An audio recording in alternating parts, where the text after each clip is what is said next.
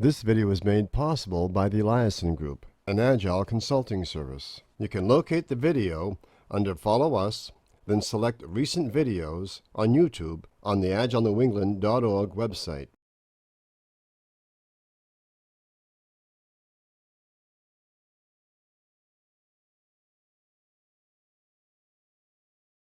Invited speaker, we are very privileged to have him because he was coming as keynote for Agile Main that Complexitools put together and invited, offered he would be able to come and speak with us. So we are indeed privileged to have him come and speak with us. So without any further delay, Niels, would you want to come in? Yes, thank you very much. Okay, how to make this work? This is my first time speaking in Boston. Okay, what I know is I never had two microphones on me. It's the first time ever that I have two microphones on me. It must be, you are very important. That I learned that. It's stereo. It must be stereo or something. We are on the web and stuff. You get the slides, of course, and I hope you will find them valuable, but I do not want to talk much about Agile teams. I don't want to talk about team practices for Agile or Scrum. I really want to focus on entire organizations. I think we have been playing around with Agile for a long time now. Slowly, we are understanding how to possibly make it happen on a team level, but we have not really learned how to turn entire organizations Agile. I mean, there are a couple of new initiatives coming up in the Agile sphere about scaling it up, making it big, making it all-encompassing. It's like cancer, you know, the Agile cancer for the entire organizations. I come from a different background, so if I speak a different language, please ask. I mean, I'm German. That's one of the problems of our session here tonight. The other one is I'm actually a consultant. So don't believe anything I say, okay? Do not believe. You are a consultant too? Oh, okay, du sprichst Deutsch, sehr schön. She speaks German, but that won't help either. Any Brazilians in the room?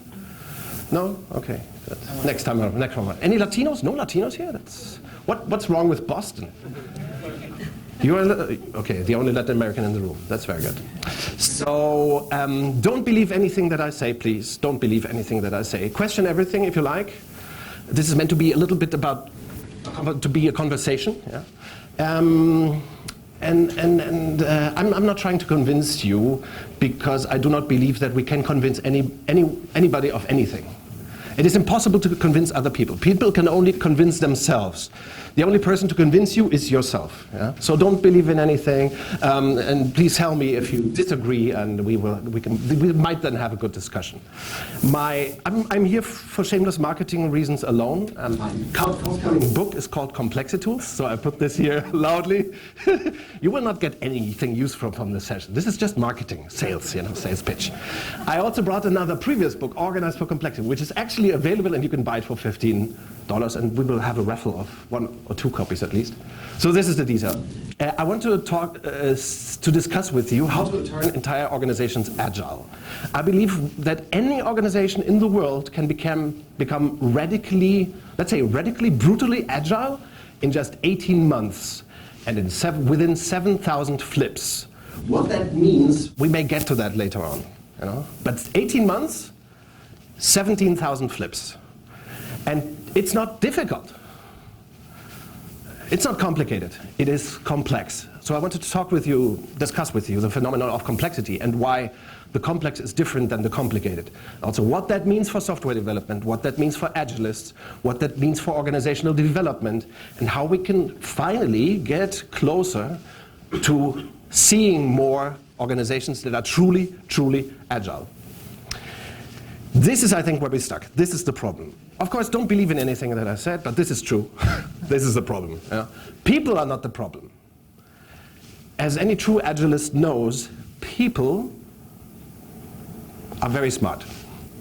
There's a lot of potential that you do not see in waterfall appearing. It just disappears. The whole potential evaporates in waterfall. For entire organizations, the wording is different, but the phenomenon is the same. For about 107 years now, we have been breeding this kind of model. And it worked well enough until the 1970s. Then this model, command and control, call it management or command and control, or the pyramid. I also call it alpha, okay? You don't choose your name. pick your name. This model died in the 1970s. Yeah? Since then, it has been in zombie technology infesting our organizations, large and small, everywhere in the world. This is the dark side. It wasn't when it was invented by Frederick Taylor, fellow American. I mean, not my fellow American, but did anybody else visit the cemetery where he's buried in Philadelphia? So I'm the true American here, right? American hero, Frederick Winslow Taylor invented, he gave us management, the social technology. I know that some of you may be certified in methods that call themselves management 4.0 or something. Are there any people in the room defending that? Okay. It is badly named. This stuff is badly named because management is just a dead thing. It cannot be made good. Unfortunately, it became a force for evil. But not at Frederick Taylor's time. In Frederick Taylor's days, Frederick Taylor, for the industrial age organization 100 years ago, he suggested to just liberate the workers, the people at the bottom of the pyramid, from the, and now I need your intervention, what did Frederick Taylor want to liberate people from? Ordinary people working on the shop floor. He wanted to liberate from the? No, from the top. No, the top got a new meaning. No, not from boss. Liberate from bosses? No, that's very, no. No. Frederick Taylor suggested that for the sake of efficiency in the industrial age, do not believe what I say, but it's true. Yeah. For the sake of efficiency, take the thinking out of the doing, put the thinkers at the top and the doers at the bottom. This is, of course, what later one of the associates of Frederick Taylor, he adapted the systems to project work. His name was Henry Gunt, one of the pioneers of project management. And he said, okay, let's do the same zombification thing with projects. Let's take the thinking out. It's the project leader who thinks. We create all kinds of steering mechanisms, and projects will be governed from the top down. It was a brilliant idea, not for projects, never ever. That was always a foolish idea. But for entire organizations like Ford and so on, it worked. Because the world wasn't very complex at the time, or the world of business or value creation wasn't very complex. So this kind of, the pyramid organization, epitomized by the org chart, by budgeting processes, waterfall and stuff, and committees, and board meetings, and people at the top making decisions. This model, I like the term command and control that you use a lot in the United States. Is that okay? Command and control worked fine because 100 years ago, we do not have to agree. We can discuss this critically. I saw somebody shaking his head, but now he's turning around. Okay, good. You do not have to agree with me. Be free to disagree. This model worked well enough because we didn't have many complex problems. Then in the 1970s, along came complexity and killed Frederick Taylor's creation.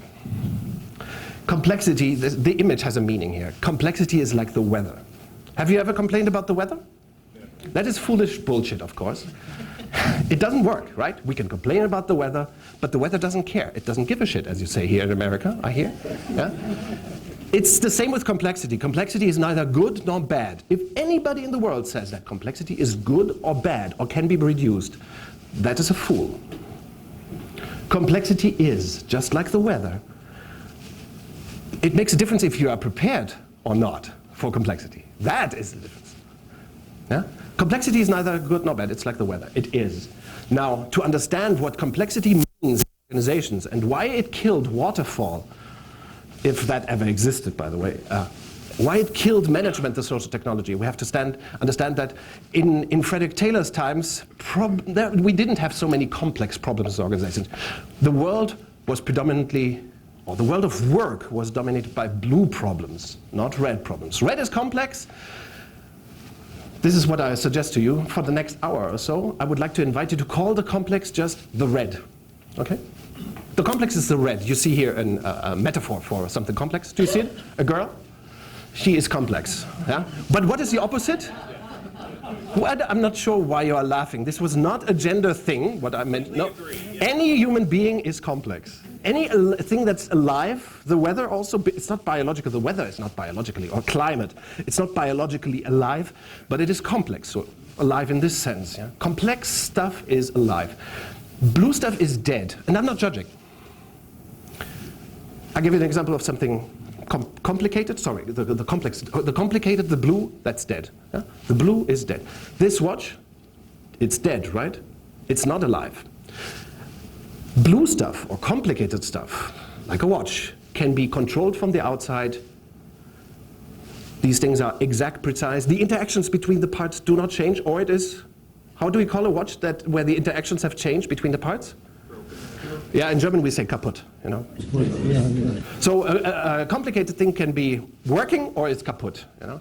Software is like that. Any machine, blue stuff, controllable from the outside, steerable, exact, precise, foreseeable. Same input gives the same output. Now, do you see the problem? We can solve complicated problems with certain means. For example, with rules, guidelines. If you want to build up an IKEA furniture thing, just follow the instructions. It's a blue stuff. Yeah? There's no surprises in that. Red systems are red things, red systems, alive systems, they produce surprise. It's very important to understand that. If you have children, hands up, who has children? Grandchildren, they also count, it's the same stuff. You know. You cannot control them from the outside. You know, they are not exact and precise. They create surprises. Red problems are not solvable with processes, rules, automatization, code. Yeah, approach it this way. Blue problems can be solved with lists, making lists or Excel sheets. Red problems like spouse or honey. Honey, do you know this kind of thing? Honey? You cannot solve that problem, loved ones, with Excel sheets or with rules. Yeah? We need different methodology. In organizations and in work, also in project work, of course, and in agile work, we face blue problems and red problems. Now, engineering new software, is that predominantly a red problem or predominantly a blue problem? It's obvious, right? It's freaking obvious. Which is why waterfall never worked. Because, of course, innovation is a red problem. Yeah, the future is a red problem. By the way, if an ordinary organization wants to deal with the future, like probably this, our host here, who works at this company, at the company here, okay? What does your company do when you deal with the future? In the company, in the corporation or the company as a whole, what do you do? What does management do? The managers, what do they do to deal with the future? They're not agilists, I suppose. Not yet. So what do you do to deal with the future in a company? What kind of tools do you use? Planning, forecasting. Yeah, it's all ludicrous. Strategic planning. It's just bullshit, you know? Why? Because planning works where? In which domain does planning work? Only in the blue. No surprises, planning works. You can steer. The first person to write a book about planning for organizations was James O. McKinsey, 1918. He wrote the first book on budgeting. He said, if you have this kind of pyramid organization, to steer it from the top down, functionally divided, hierarchically divided, to steer it you need budgeting. It's a necessary evil. Today it is not. It's just evil. Yeah? Because organizations have to deal with lots of red problems. This is not a question of taste or style. It's a matter of fact. I will show you this briefly. Now, think back, Boston, did it exist 200 years ago? Yes. You threw tea in the water, right? That was the kind of... Imagine the moment, what was the year with the tea thing? 73. Which 73? I do not know. 1773, okay. Imagine 1773. Imagine an ordinary manufacturer or workshop company here in Boston. What kind of problems did they face most? Blue problems or red problems? Who wants to make a guess? Red. More blue or more red? Red is correct. Why? No mass production, no mass markets. You had to wait for the customer to show up and then customize the product for him or her, or the family, or whatever customer you had. Yeah? You couldn't standardize much, which is why machinery was scarce. You know, we only invented the machinery and the logistics and the railways and so on in the industrial age. Pre-industrial age, work wasn't simple, work was highly complex. Incredibly deep value creation. Nobody would build a company like that today. It's a horrific thing. Then what happens here is, in the industrial age, in Frederick Taylor's time, a dramatic shift happened. Yeah? We call this phenomenon the Taylor Bathtub. Yeah? In the industrial age, for the first time in human history, we have these massively expanding mass markets, these dramatically expanding vast, let's say dull mass markets, very spacious, only few competitors, if any. blue markets, let's call it like that, and companies for the first time in human history could just mass produce and then sell. First time in human history. Yeah. That worked beautifully. For this kind of situation, lots of blue problems, little red problems, Frederick Taylor suggested management just for that. Yes? Ford? Ford, yes. Ford started the blue problems? No, Ford did not start the blue problems. He brilliantly understood that we had car manufacturing here coming up. I once went to an American museum here on the East Coast where it was called the brass era, I think, of car manufacturing. They used a lot of brass, I think. Correct? I think it's correct. Yeah? Customized, individualized cars, very short, small series were produced, and then came along Henry Ford. He was the first to understand that you could sell the same black car to anybody and make it much, much, much, much cheaper. Like you buy black. For 20 years, yes. You can buy any car from us. You can buy any car from us as long as if it is black. It's black, yeah. So Ford was the first to harvest the potential of mass markets, spacious mass markets. And Frederick Taylor was the person to deliver the social technology to go with it. Again, this is perfectly efficient in spacious, dull, slow-moving, small portion of red problems, mass markets. It worked well. It was never humanistic, which is why Charlie Chaplin in the 1920s made this funny movie about Taylorism, modern times.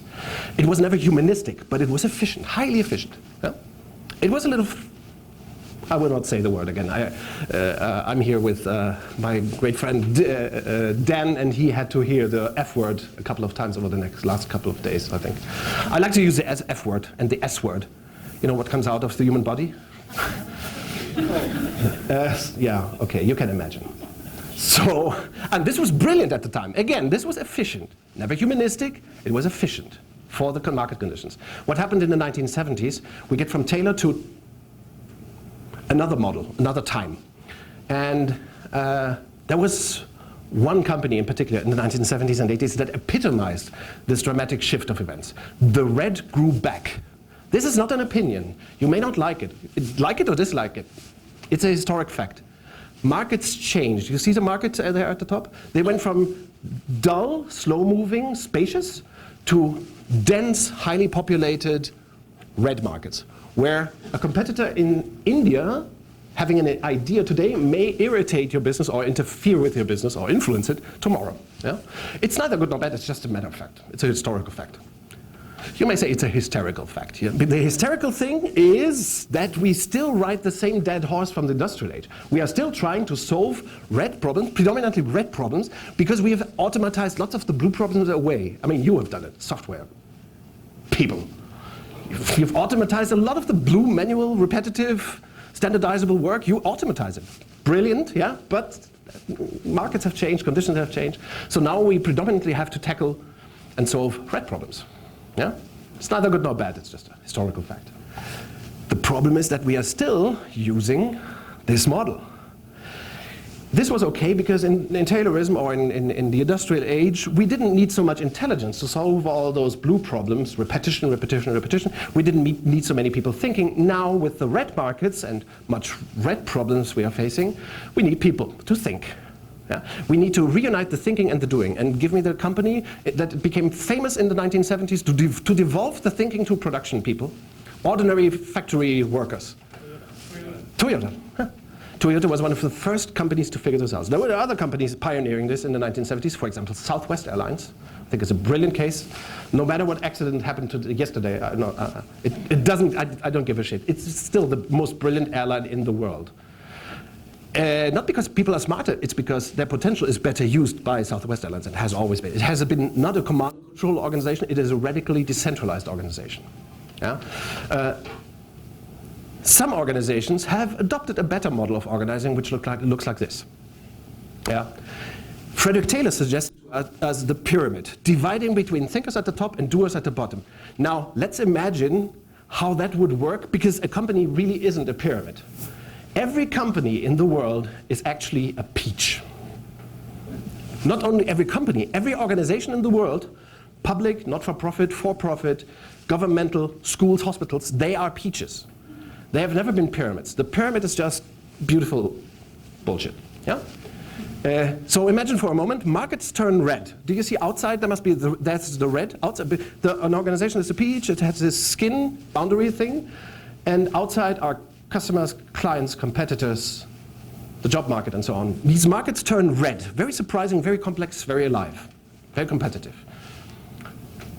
And what do you do in Taylorism is you centralize decision making. So the center here, do you see the center? The center, if the center steers the periphery, what do you see what happens? Markets turn red. The center steers the periphery. The managers, they steer the non-thinking worker bees. What happens? What do you think will happen? Red markets, you steer from the inside out. Doesn't work. It doesn't work. Why? You can't force something to happen. You can't force something to happen. That's very nice. The layer between the outside world and the people making the decisions. Yes, because then you have a layer between the outside world, the real world, real markets, and people making decisions. And that is just a big, stupid, ugly idea. Very important, in the industrial age, you could make a decision in the center and then have it executed 1,000,000 times in the periphery. With no surprises, few red problems, that would work. Automatize, standardize, you do that and you all less in Oracle or SAP systems and it works beautiful. Everybody is just a puppet in the organization. Yeah? You could do that. But when markets take control, when market took charge in the 1970s and 80s, this is not an opinion, this is just a systemic fact, a historic fact. When markets changed, became red, the markets took over the steering. As we all know, as Agilists, we all well know that markets, clients, customers took over the steering. We outsourced the steering to markets in the 1970s and 80s. But we haven't given up central steering from the inside out. I give you an example. State of California. Can you imagine? It's far away, I know. But imagine, I'm German, so it's even far further away from where I come from. So imagine California. Can you imagine California? California, they pass a law saying diesel motors, they must be more ecological, whatever, less contaminating, less bad. Yeah? There's a company, I will not say the name, yes I will, Volkswagen, okay? So the market, the state of California, new law, diesel must become much more eco. Yeah? What does somebody in California working for Volkswagen hears it? Oh my God, they're changing the law. What? They ask management in Wolfsburg in Germany, what should we do? We need to invest and improve and innovate our diesel motors to be within the law. You know? What did management say? You do not get no fucking time and no fucking resource, nothing. We do nothing. Okay, what does the periphery do? So, steers the periphery, it wants to react, but management doesn't allow. What happens? You go to a software company. Yeah? That's very smart. It is also criminal. But it is smart. And that shit happens in your organizations if they are command and control, if they are centralized, if you do steering all the time. You steer against the market forces. Systemically speaking, what happens in an organization that becomes steered from the by market pull and continues to steer with targets and budgets and allocations and cost management and travel policy shit. Sorry, Dan? You got a lot of that. I mean, not physically, only verbally. Thanks for sharing. Yeah, it's good. Yeah, we have that kind of relationship. I mean, the verbal exchange going on. So if you continue steering from the inside, this is just, I mean, I don't have this disease to say this kind of stuff all the time. There is this disease, people saying it. I'm just saying it for fun. For me, it's funny at least. Yeah. Maybe not for you. So if you continue steering from the inside out, you do something like counter steering. You crush people's intelligence in the periphery. You crush their autonomy, which is exactly what command and control is all about. Yeah, ultimately the entire organization will eventually implode. That is what companies like Volkswagen have experienced. Many companies are experiencing it in the United States, of course, everywhere in the world. The steering has stopped work. We still do it, or managers, or you also do it, probably. Yeah? So we have to stop the steering. There's no alternative to that. I'm not offering here an alternative. I'm not trying to convince you, don't believe in anything that I say, but organizations must stop the steering. Not because I say so, but because markets have started to steer a long time ago. Questions, counter arguments? Opposition, which is good? Yes? Rob. Yeah, Rob, that's correct. I think another thing happens as well. Yes. Which is, ideally, and I believe this, a group can make a better decision than an individual. A group can make a better decision in a video, and a team within the periphery can make a much, much better decision than any manager in the center. Not individuals, yes? Yes. Perfect. And so almost always that's the optimal approach. Yes. You can have cases where time doesn't allow that to happen. Oh. The corner case, and I keep coming up. Are you really an agilist? I mean, don't we have to throw him out? Well, no, I'm a huge Who are you? Who are you? Are you from the product? So, But the question of how do you deal with it yeah. is the battlefield. As an example, a battlefield. No. Don't get into the military stuff. Complex, very complex. Yes. But you have a hierarchical structure because decisions need to be made quickly. Yes. Are you? Who should make the decision in the model on the right? Well, so let's start with the question. So are you saying that we've now entered a world where the world is more complex and we don't That's a fact. I agree with that. And from what you're saying, we also don't need to make decisions quickly. That would be a question. No, that's wrong. Oh no. But of course, I will treat Rob just like any client of mine. Yeah. So of course you will see how it works. I'm not. No, we're not arguing. I'm just helping you to understand. On the left again, who makes decisions? In the pyramid model, who makes the decisions? The top bosses. Okay. In the model on the right, who should make decisions? The person who is in contact with the market. The person who is in contact with the market, yes, but not necessarily. Imagine this as a dictatorship of bosses, and this as a dictatorship of the people with knowledge is not enough. Knowledge is good for solving blue problems. You can solve blue problems with knowledge. Red problems must be solved with influence, innovation. Yeah, not exactly what I'm looking for. There is always somebody with mastery. Master, in the way I use the word, does not mean this man who you call president, not a ruler, exactly. Somebody who does not only know, but a person. Mastery means people with ideas capable of solving the problem. Often these people with mastery, they don't know how they will solve the problem. Like software developers, you do not know how you will solve it. You only know that, yeah, I feel comfortable with my team to do it. Yeah, we can do it. That's how you catch people with mastery by giving them what?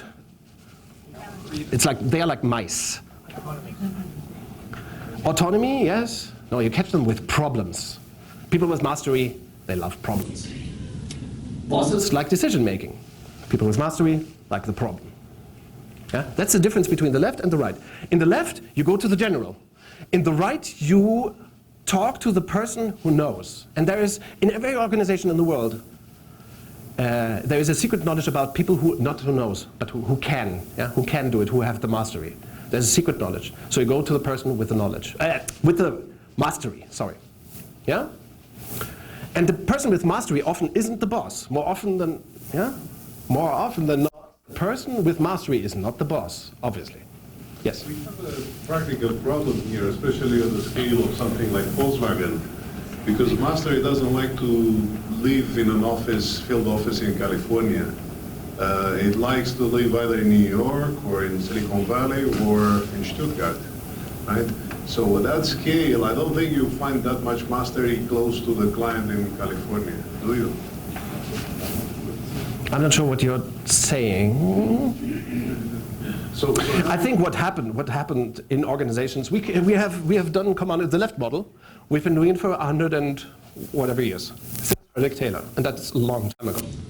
So I understand your question as, okay, we have disempowered people for so long that now they have given up on us? Okay, yes. Okay, you are wrong.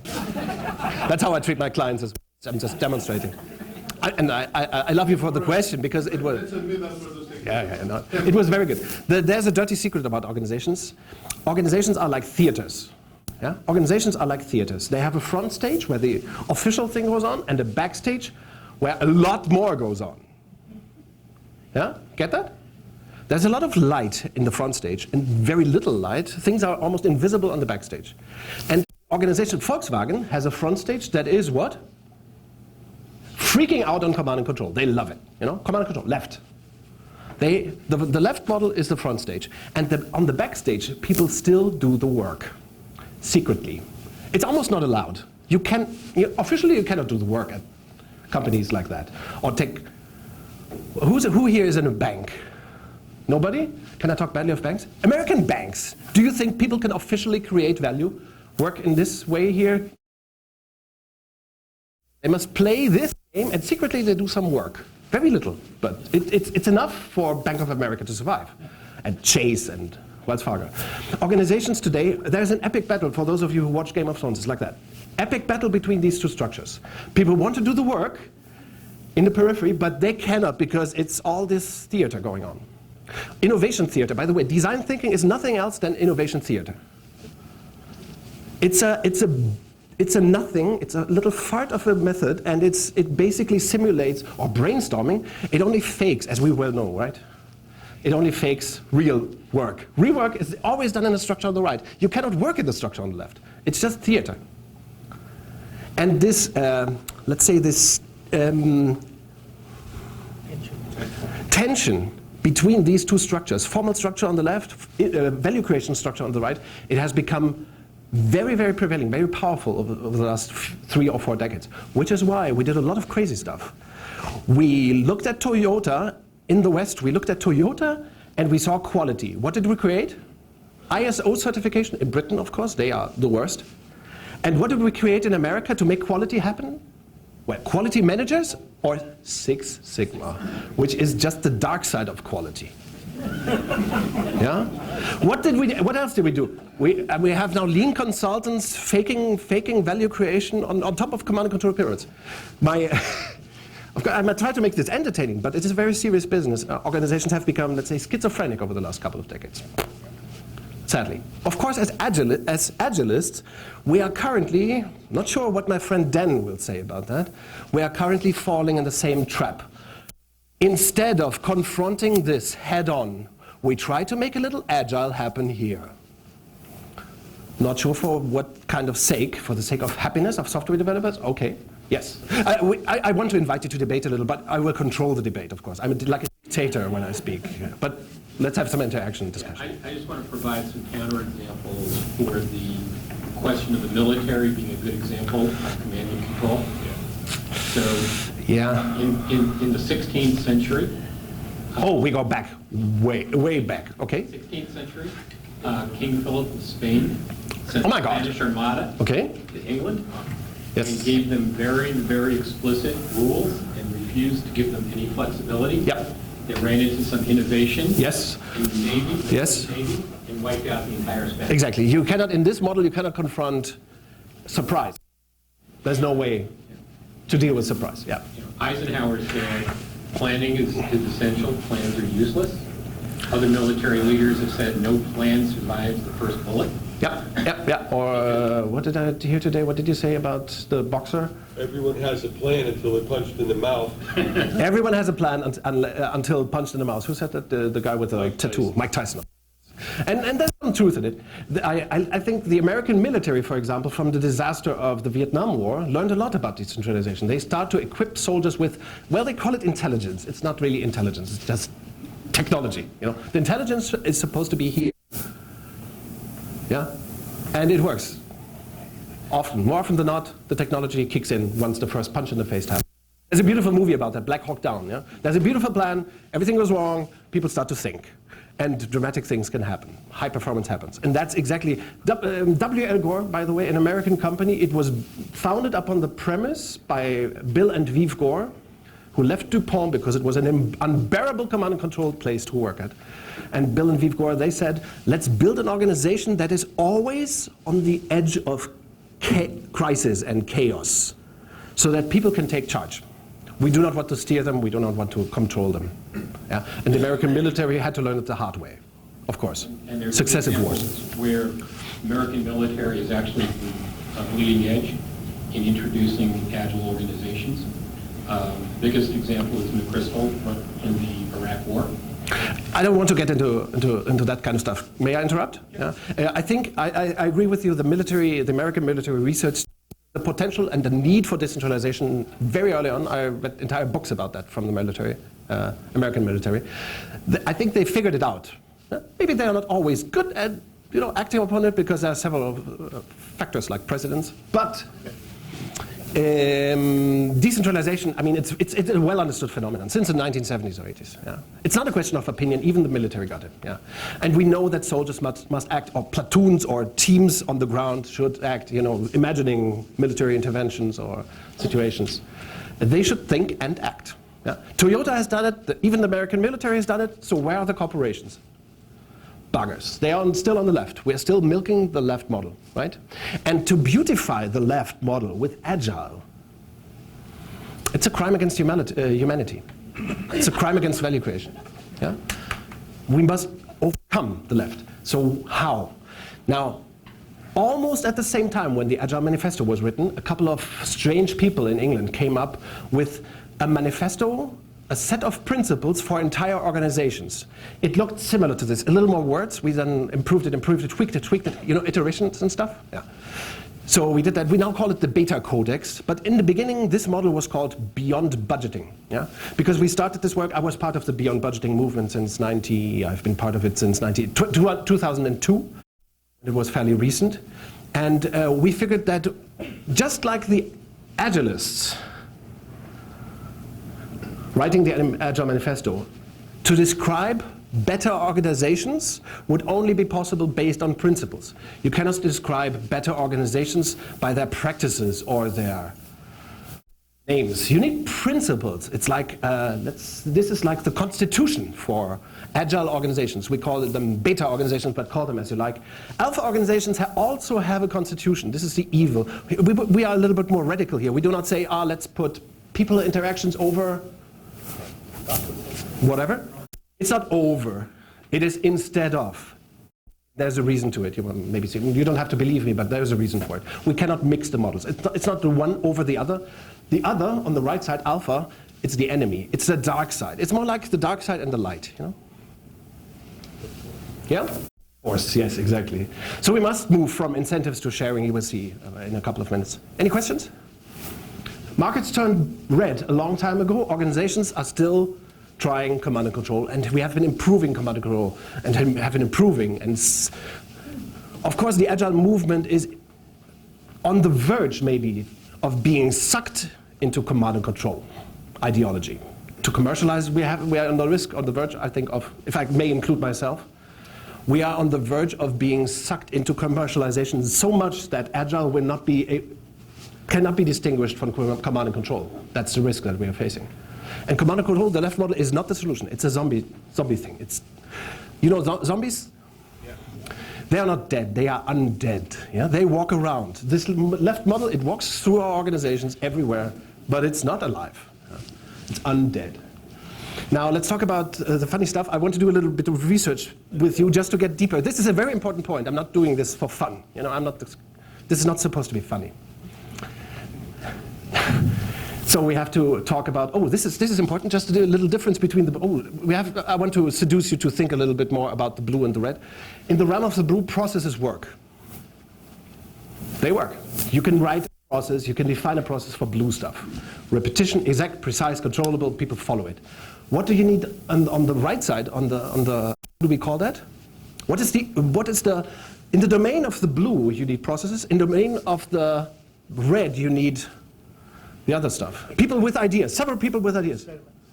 Experiments, that sounds nice, yes. I didn't understand anything of what you said, but I call it a project. You do not have to call it a project. I know some people in the Agile community reject the notion of project, yeah. We should redefine the term and give it a new meaning, maybe. In principle, what we need in the realm of the red is people with ideas collaborating in a socially dense way with each other. Yeah? A process doesn't need to be socially dense. It can even be automatized. But in the realm of the red, we need communication. Red problems, to solve them, usually you need communication. Communication is a red solution for a red problem. Yeah? Understood? And here, do you know what this is? I stole this from somebody's. There was an image. It always shows up on LinkedIn. Do you know this? It's total nonsense. How the guy who would make it, he fucked it all up. Imagine IT. What is the let's say the dust in IT? How do we call that? No, this is data actually. Then we have information. Information is data plus context. Everybody will probably agree on that. Huh? Data is just the dust. Contextualizing data, we get information. And now, what happens when a human being sucks information up? You may earn and get knowledge. Yeah. Knowledge, you cannot put it on a USB stick or on a disk. Yeah? Knowledge can only be possessed by individual people. What happens if I want to pass information or knowledge? I can try, but I cannot really pass it on to Rob. What happens if I want to pass knowledge on to Rob? What do I have to do? Communication, yes, very good. Which is a red thing, so anything can happen. I have to codify my knowledge into information, transport the information to Rob, maybe through speaking or writing or whatever, and then Rob sucks it up, you know, through studying or whatever. No, I mean, it's not, yeah? Yeah, you study, research it, and then maybe there is knowledge in Rob. It may be different knowledge than what that's the miracle of communication. So knowledge can never be stored. It only can be possessed by Rob and myself, not IT or mainframes or computers or disks. Now, again, knowledge.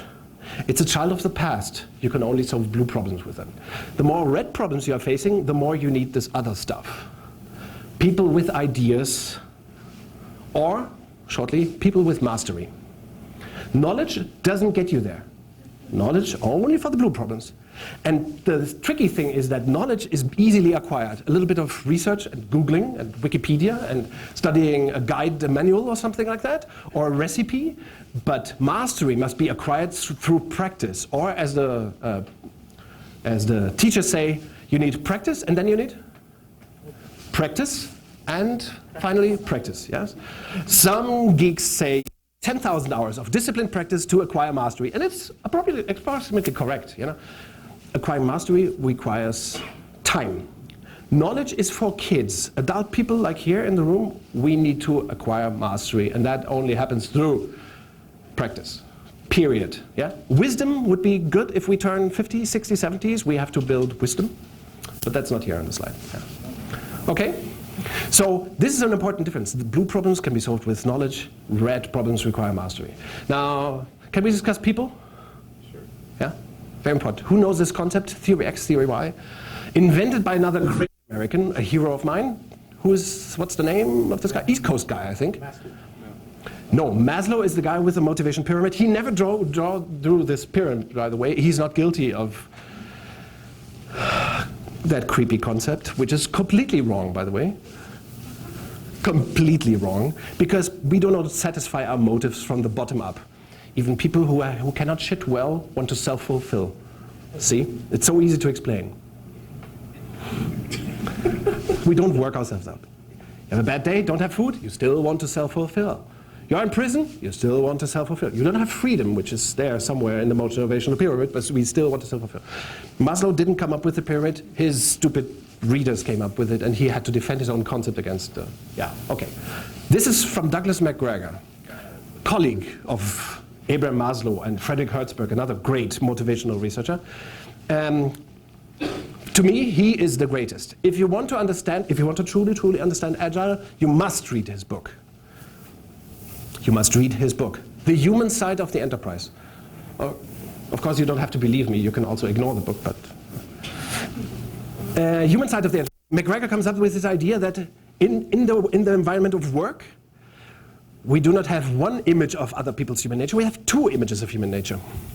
One of these images, McGregor calls it Theory X, the other Theory Y. Forget the denomination. Nobody knows why he called it X and Y. I'm not sure. Yeah, but McGregor characterized these two images of human nature that we hold in our heads and in our hearts. We will do a little research. You need the Post-its now. Does everybody have a Post-it? One pink, one yellow? Yes. Yeah? Okay. So don't be afraid. Nothing bad will happen. It's a very private conversation that we're having with the internet and so on. Nothing bad will happen. Theory X. McGregor, Theory X people, maybe you remember this concept and think that Theory X people are lazy. They are not lazy. Theory X people, which is an image of human nature that we hold in our heads and our hearts, it just says that these X people dislike the work. They're not lazy, they just do not like the work. Yeah? People dislike work, will try to avoid it if they can. So the role of managers in this mental model, in this image of human nature, is that leaders, managers at the top, they must force or bribe people into making some effort, into taking responsibility, into, we must orient them. These X's, they are easily, confused. So we must give them orientation, we must motivate them extrinsically, as the scientists say. X's must be motivated extrinsically because they do not carry intrinsic motivation. There's also an assumption here about creative potential. It says, among these X's, few people have creative potential except when it comes to circumnavigating management rules. Then the creation kicks in. Okay? Have you ever thought this? Probably. Yes? There's no don't be ashamed. We all know this image of human nature. McGregor didn't invent it. He only was the first to find out or describe that it matters at work. And McGregor says, okay, there's a second image of human nature. These buggers are more complicated or more complex maybe. These people, theory Y people, it's an image of human nature again. They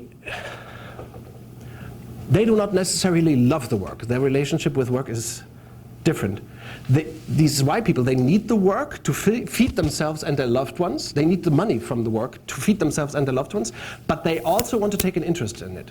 And if their motives, their intrinsic motives, can connect with the work, these people, if the conditions are right, can experience joy or fun or happy stuff at work. They can self-fulfill. They can eventually fulfill their potential. So with these Y people, of course, you do not have to force or bribe them or motivate them extrinsically. You have to create the conditions. So if the conditions are right, these buggers will self-orient, self-organize potentially. They will take on responsibility if the conditions are right. And many of them have creative potential. It's an image of human nature again. In this image of human nature, you tend to think, many people have creative potential. It's just grossly underused by organizations. Got it? Can you accept that there are just these two theories of human nature in our heads, or do you have a third one? There was a book in the 1980s that was called Theory Z. Yeah. What did it say? Do you know? I don't remember. It says basically Japanese are different. It was kind of That's the kind of stupid crap that we have been producing scientifically or popular, the bogus. It was a very good, well-selling book, I think, at the time. Of course, the Japanese are so different. Yeah? They have a different human nature. Yeah, okay, good. So can you assume for a moment that there are just two images of human nature, X and Y? Is that okay? Willing to do some research? There's a fun fact to this. These things don't mix. Imagine for a moment, please follow me on this. You don't have to believe it for the moment, but please follow me on this and McGregor on this. Human nature doesn't flip.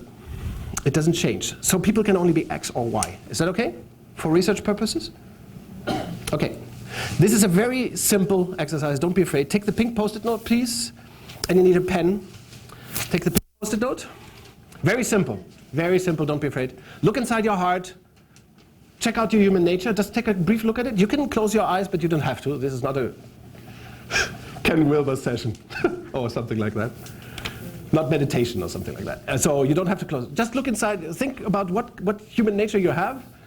It should be very easy to describe it. It should be X or Y, correct? Please write that letter on the pink Post-it note. Your human nature. Try to be honest. Don't think about your behavior. Have I ever felt Xy or Y? That's not a question. What's a human nature like? It shouldn't change. Everybody should do it, please. Here, you seem very nice. You seem very nice, but please, everybody has to write it. I know this is very undigital, but do it on the paper, please. It's necessary. Just one letter, the X or Y, on the pink Post-it note. Very simple. Yeah? For yourself. You will pass the Post-it on to somebody else in a couple of seconds. Not for yourself. Write it so that another person can read it. Once you did it, exchange the Post-it with somebody close to you. Any person. Doesn't matter. Anybody. Very simple, right? Very obvious. Can I take one of the Post-its? No, the yellow one. Oh. Yeah, you still have two. Okay? It was too easy, of course. Now, who's a solo entrepreneur? Or in a very small company, are there people who are solo? You can think of your clients. You can think of your you can think of your clients as well. Yeah, think of your clients or everybody who you know who works. Think of all of them. If you are in a company that is sizable or so, who's in a large company? Just to check, where do you work? Siemens. Siemens. That's lovely. That's another. Oh my God! I'm so happy that I didn't talk badly about Siemens. It's not bad mouthing because I do it everywhere and very public. Okay, so 200,000, 300,000 people. 340,000. 340,000 people suffering from an evil system. Yeah. So okay, good. But yeah, okay, exactly. So if our colleague here, Tom, he has to think of all those people, 300,000 people. If you are in a small company with 50 people, think of them. Can you fathom them all? Think of them all? Judge their human nature, please, now. And write on the yellow post-it the percentage of Theory X people in your organization, or among this group, large group that you imagine. The percentage of Theory X people. It cannot be -5 or 117%. It must be 0 or 100 or something in between, obviously. The rest would be the Y people. Only write the X percentage on this post-it. The percentage of X people in that group, in your organization. Questions about the method? Just judge their human nature. We're not talking about behavior. How do they behave? Judge their human nature, please. The way they are. Tell me how they are, how they really, really are. Sounds like a song from the 1990s. Tell me what you want, what you really, really want. Tell me how they are, how they really, really are. And only the X percentage here. Simple, right? Very simple. Did you judge them? Exchange the yellow post-it note with somebody else close to you.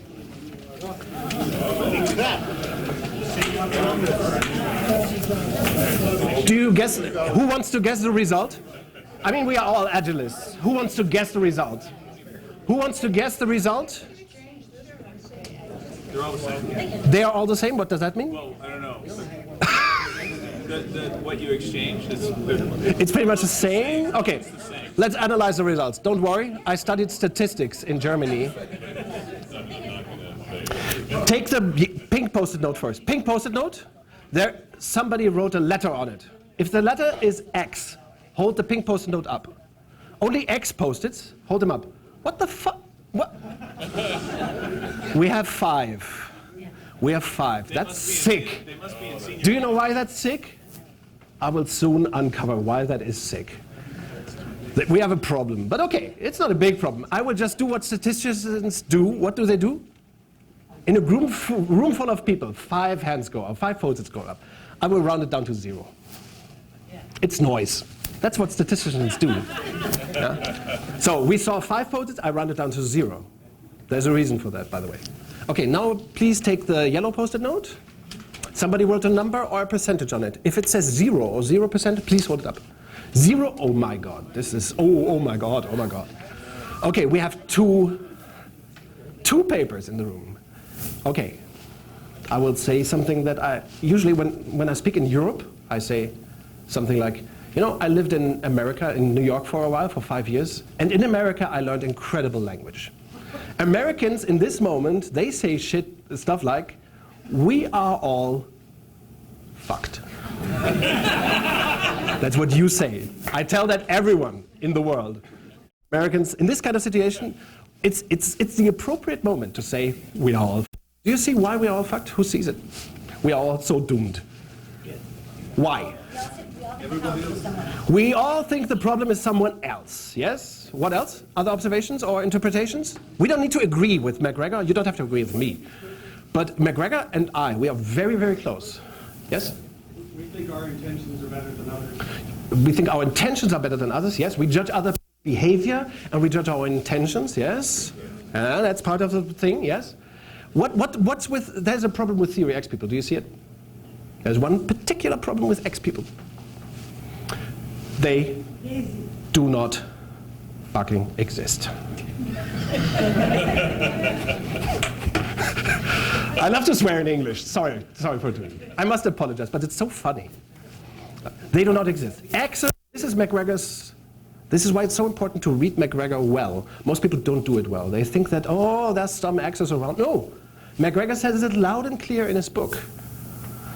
Theory X people have never existed, do not exist, and will never exist. Okay, that was 58 years ago. Do you think things have changed? Theory X people only exist in one single place in the universe. Do you guess where? In people's minds. In our minds. In the White House, no. Everyone in the world is a Y person. We have different motives, different sets of motivation, but everyone is a Y person. Everybody in this world is intrinsically motivated. The motives may vary and we may hate other people's motives. Even the most stupid person in the world, the most criminal person in the world, they are all Y people. No Theory X person exists in the world. Now, why do we think they exist? I mean, this is hilarious. I mean, may I say something? This is a little brutal, but we are in a room full of Agilists, right? If you do not believe that X people do not exist, how do you think can we bring about peach organizations? Radical decentralization, Agile, real Scrum. It's literally impossible, because the X motherfuckers, they must be controlled and punished and incentivized. They are bad people. They are evil. They do not exist, yeah? But do you see the problem? Command and control, and this is what McGregor said 58 years ago. We haven't learned a bit from it, not a dime. McGregor said, we imagine people as X people, then we create the appropriate organizations around them. Of course, you must control X people with command control organizations, with pyramid, with incentives. Incentives work with what kind of people? X or Y or both? Incentives, like a bonus. I give Rob. Yeah, Rob. I give him an individual target. Make 100, and if you make 100, you get a bonus. If you make 110, a little more, and if 90, nothing. Zip. So that's not true at all, because incentives don't have to be monetary. And a lot of incentives don't have to be monetary. Incentives do not have to be monetary. Yes. A lot of people who would come on Y would be very much if the incentive was you get to work on fun stuff, that's an incentive people would work. Okay, now you twisted the word into meaning many things. No, you were twisting using. Oh yes, okay, yes, and it's your right to twist the words different than I twist them. If we want to understand, if we want to, no, I'm agreeing with you and disagreeing at the same time. Look, I mean, you're totally right and totally wrong at the same time, and I am as well.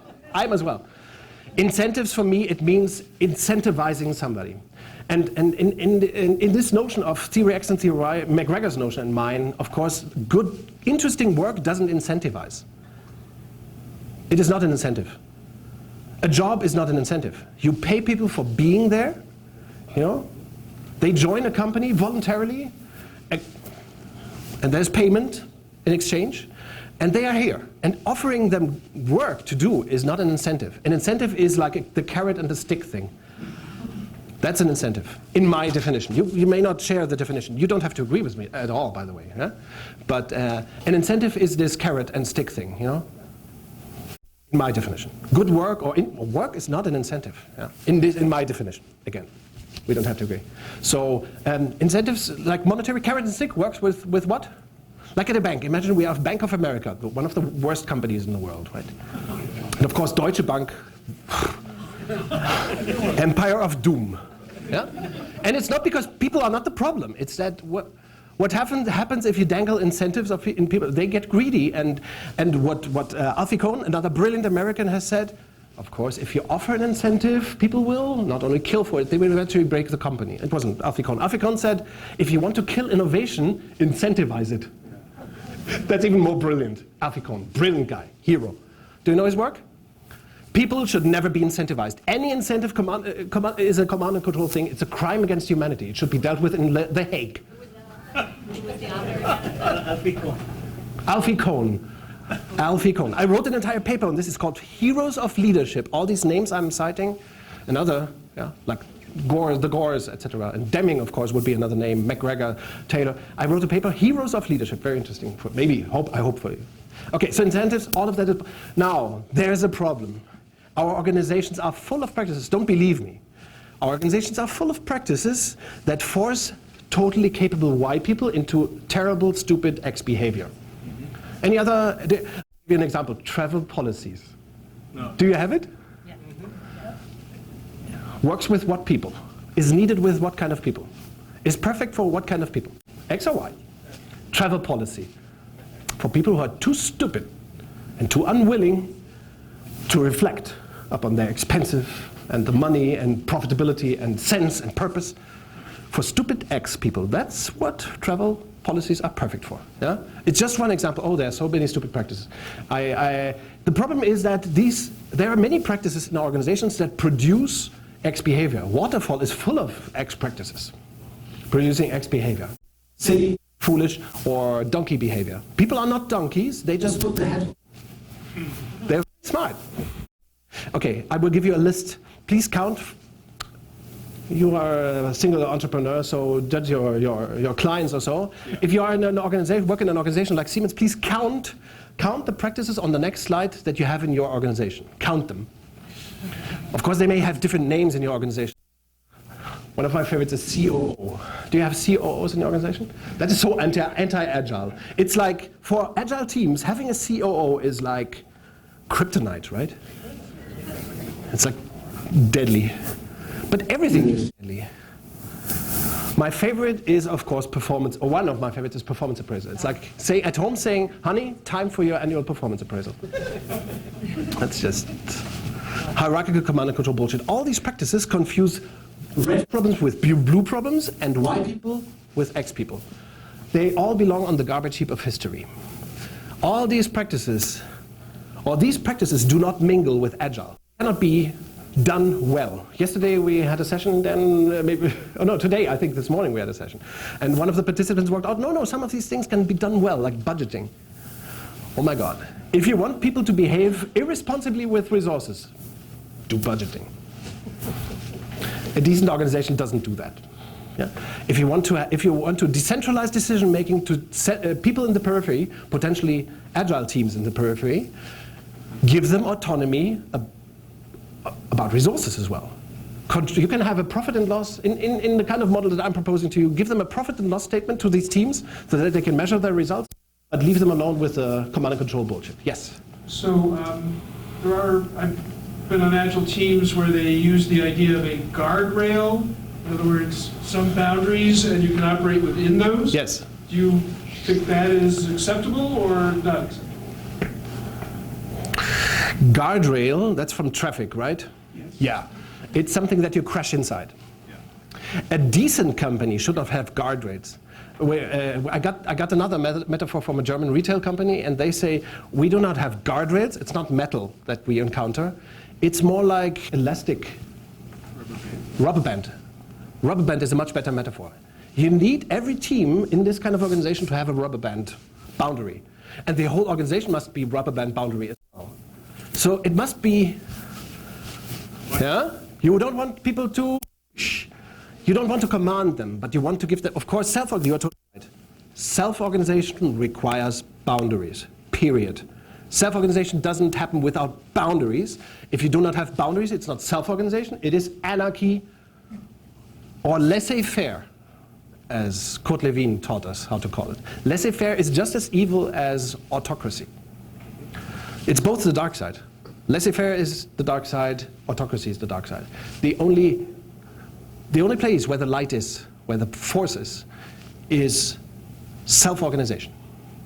Period. That's why Agile is the only way to organize project-like work in a decent way. Yeah? And you must give boundaries, but yes, they should be more like elastic. You know? Yeah. You must have boundaries. Any decent organization that is radically decentralized has principles well defined, and you need them because teams must refer to them. Yeah? Is that a good, decent enough answer? Yeah. Other questions or interventions or opposition? You do not disagree. He nodded a few times. No disagree. I'm just curious. You? Okay. How do you see your work and what you say similar or different from Frederick Laloux's work in reinventing organizations? Now, with Frederick Laloux, he is different, at least in one sense, that he says, oh, we should be thinking about the alternative. We should be asking questions. That, as you might have seen, is not my style. We may have different styles. And there's one problem with the hypothesis, I think, that he promoted in the book. I think he promoted the right spirit, but the solution is already there. We know everything about the Peach model. We know literally everything. From the few companies that have been practicing it for decades, we know literally everything about how it works. from the few great Agile cases, we know everything about how Agile project work works. We just haven't managed to make it the standard of organization, of course. Neither Agile nor the Peach model. Yeah? So if there were only one case like Toyota in the world, it would still be enough to tell us almost everything about this model. Yeah? So my hypothesis is we have to finally get our... And then in Laloux's book there is the color theory, which is... I think all maturity models are wrong. Every maturity model in the world is wrong. They defy science. Maturity models that prescribe you go from this stage and this, they are all wrong. Not because the creators are wrong or bad people, but because learning does not follow maturity levels. It's just an obnoxious idea. It defies any. Yeah. So that is the wrong part in that book, I think. And what he proposes, of course, this kind of model. That's without a doubt. But the solution is already there. We just have to make it happen. I think we do not have to figure it out. We already figured it out. Yeah. But of course, we are brothers, Laloux and I. I mean, many of us, the Toyotas of the world, the Southwesterners, every Agilist, we should be in the search of this model and making it happen. Yes. Question: who is listening to you in terms of the group of top-level corporate executives that are, let's say, executives of a command and control? It's just interesting because what you're posing is so opposite to my impression of the way most large corporations work. Yes. Where are you catching interest in that universe of? Where am I catching interest? In the Agile sphere, we have learned to talk to software developers and CTOs up to that level. Okay. But we haven't learned, or you haven't learned. I will exclude myself comfortably at this moment from you here. I will distance myself. You have not learned to address senior executives.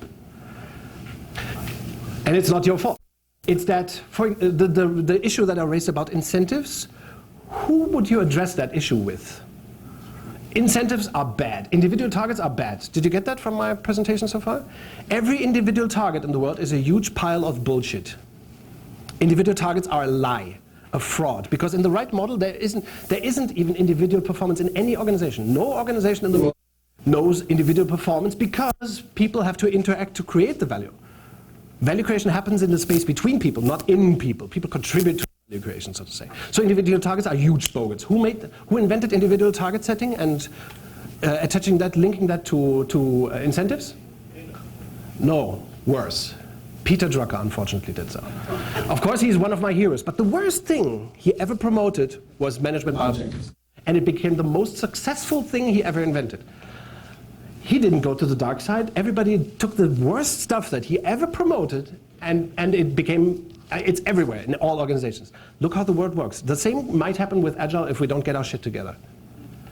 The worst thing gets sucked into command and control organizations easily, but we must confront that. Again, if we want to talk about compensatory pay systems and incentives and abolishing them because they are crime against value creation and humanity, who do we have to talk to?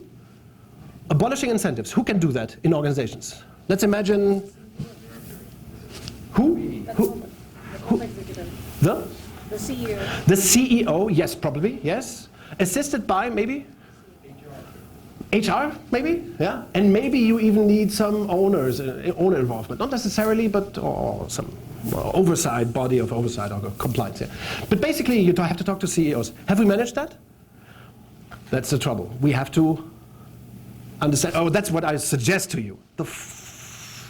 Let's say the Agile Manifesto, unfortunately, is not enough. We have to move beyond the Agile Manifesto. We must broaden it and take entire organizations into sight. And that involves also pay practices, structural practices beyond IT.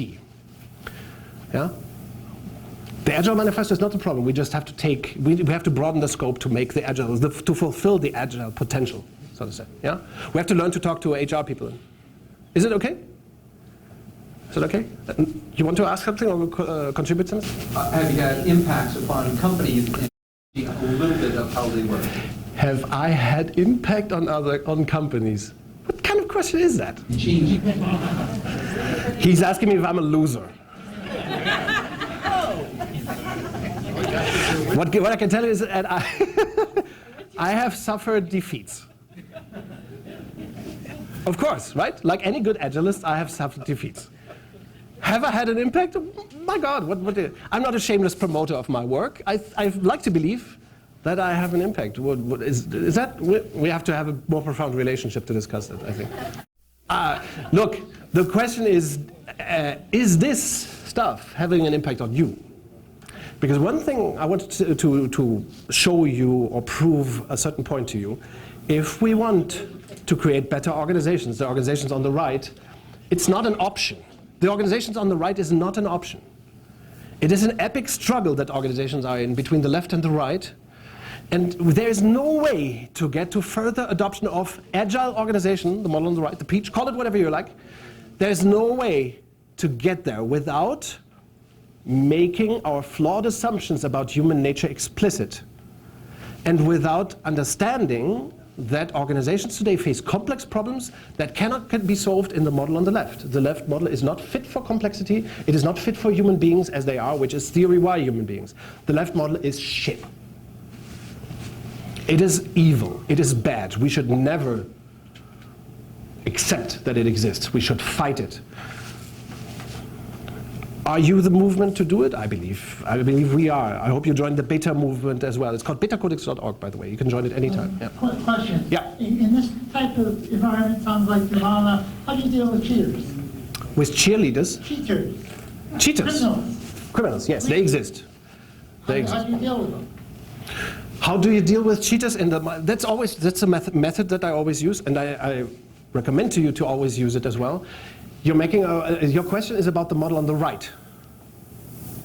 How, the model on the right, the peach model, how do we deal with cheaters? So what do we first have to reflect upon? How do we deal with cheaters in command and control on the left? So how do we do it? How do we deal with cheaters? We write up an HR policy or a rule. Yeah? Travel policy, don't fly business if it's just, to New York. That's how we deal with cheaters, with bureaucracy and rules. Okay, are people red systems or blue systems? Red systems. So people and their desires and motivations are a red problem. Do rules work with red systems? No, they don't. No. People have ideas, endless ideas to fudge every rule. Travel policies have never worked. Budgeting has never worked. Waterfall has never worked. It's just a beautiful illusion. Waterfall is a blue solution for a red problem. It's crazy, outrageous. Yeah? And the same goes for criminals. Do you have criminals in corporations that are in command and control mode? Yes. How do we punish them? We take their bonus away, for example. I love that. We have salespeople who steal from clients. We take their bonus. Maybe. No. Oh, he's just a high performer. High performer is something that you only say in what kind of model? High potential, high performer, top whatever, employee of the, what the fuck? Where do we say that? In which model? It's all command and control bullshit. Yeah? In the right model, who controls the cheaters? In this model, who controls the cheaters? Not rules or bosses. Who controls the cheaters? The system, but how, yes? Well, you might have transparency. That is a way of controlling. But fundamentally, who controls the cheaters? Peers, colleagues, other people at work. Everyone controls the cheaters, hopefully. And if you encounter that somebody is cheating, what should you do? To the outside, exclude. Transparency, yes, and our paths separate here. I call this consequence. We should not use bureaucracy against cheaters. We should use consequence. Is consequence the right word in English? Yeah. You're out. You're fired.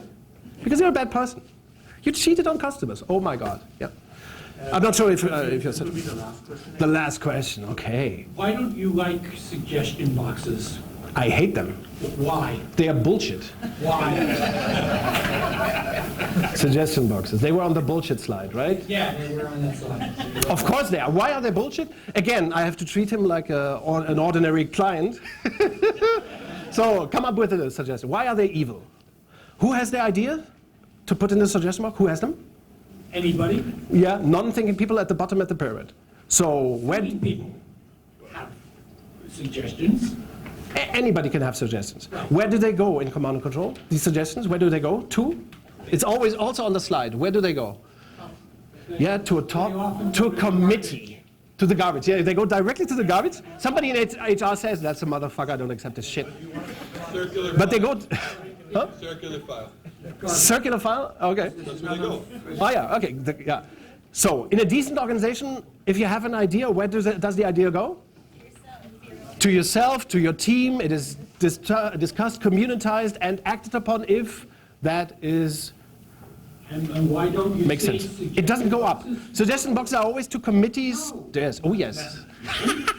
What is the opposite of a suggestion box? Let's check it. A non-suggestion box. No, no, no, no. The opposite of suggestion boxes is Kaizen. Yeah, right. That is the opposite. Kaizen means people improving their work and not submitting ideas to people who then make decisions high up in the ivory tower. So say if you are a consultant implementing suggestion boxes, change the business. Change to another business. Change to Kaizen. So if you work for Volkswagen, for example, and you have an area you're working in and you have an idea about what should be done in some different area. Yeah, then I have to kill myself. You can't implement, you know. No, so, I can't implement. So why wouldn't you share that idea with the other group? Yeah, but suggestion boxes are not sharing with the crew at all. Well, it depends how they're being implemented, of course. Maybe you had some concept of what suggestion. No, no. The fundamental. Yeah. I would have to be harsh. I'm not being harsh now. Don't take it personal. It's not because of you. It's because of time. The difference between suggestion boxes and Kaizen is who possesses the resources. And who owns the resources in Kaizen or in Toyota or in Agile? Who should own the resources? The fucking team. Not a committee, not a leader, not a manager, not the board.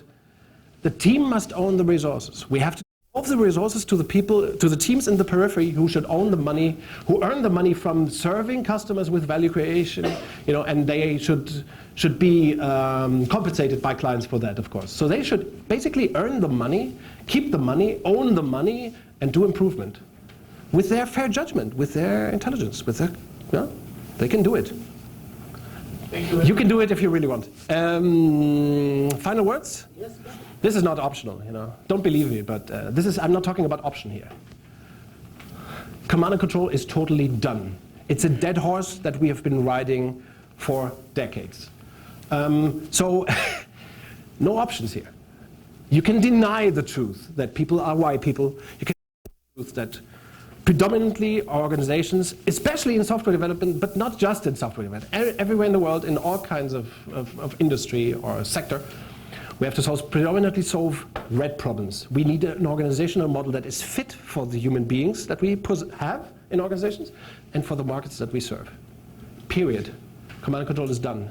Thank you very much. I hope you liked and enjoyed the session. Let's talk a little bit more if you like. Thank you very much for the patience as well. Thank you very much.